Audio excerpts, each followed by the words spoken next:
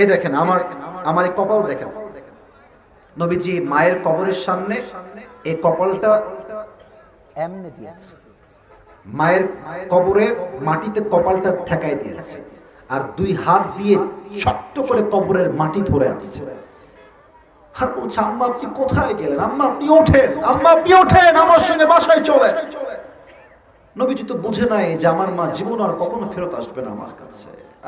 উম্মে আইমান দাসী ছিল সঙ্গে, নবীর ডান হাত ধরে ছেঁচড়ে পাহাড় থেকে নিচে নিয়ে আসছে, ইয়া মুহাম্মদ চলো আমার সাথে।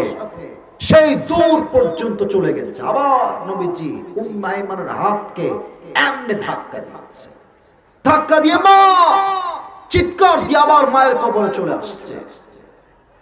সেই যে চলে গেল নবীজি মায়ের কবর থেকে দীর্ঘ